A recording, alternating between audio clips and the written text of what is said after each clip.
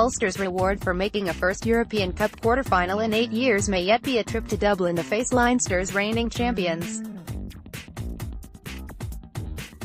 Marty Moore of Ulster dives over to score his side's first try at Welford Road. Photo by Ramsey Cardy, SportsfileBooby prize.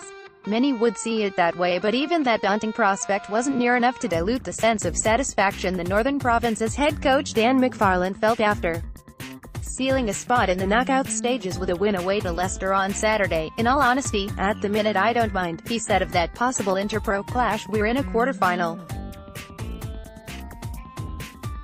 Any of those other sides is going to be really tough. We're going away from home. We're going to play one of the 4 best sides in Europe as it stands at the moment. We're in the top 8 in Europe. Great. Ulster will make that trip down the M1 if Leinster see off Wasps in Coventry tomorrow, Sunday, and Toulouse fail to pick up a bonus point win at home to Bath."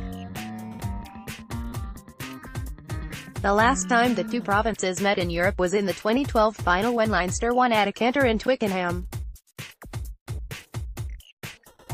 Ulster are not champion material just yet, but making it through the pool stages for the first time since 2014 is a massive step forward for a club that has endured far too many losses on the park and far too much controversy and dysfunction off it. Ulster arrived in Leicester needing just 1 bonus point to guarantee their passage into the spring. Failure to manage that need not have been fatal anyway, given it would have required a very specific narrative between Munster and Exeter Chiefs later on Saturday evening to squeeze them out. But the manner in which the side put an atrocious first half behind them, turning a 13-0 deficit into a 14-13 victory, spoke volumes for the new impetus and conviction which McFarland has introduced since his summer arrival in Belfast. "Playoff football is where you want to be," said McFarland when asked to put this progress in context. "If you want to put yourself into a position where you're challenging for championships, then you've got to be playing playoff football, and you've got to be doing it regularly." I looked at what people said.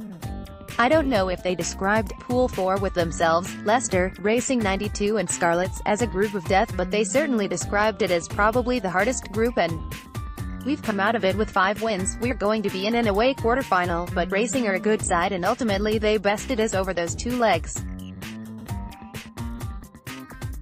But, in terms of what we've done this year, it is a credit to the players who have been out there and the other coaches that we're in the position we are. I wanted to get in on merit. I didn't want to be sitting here watching the Munster game. I actually said that at halftime, in a little bit of a bad mood, but they did it.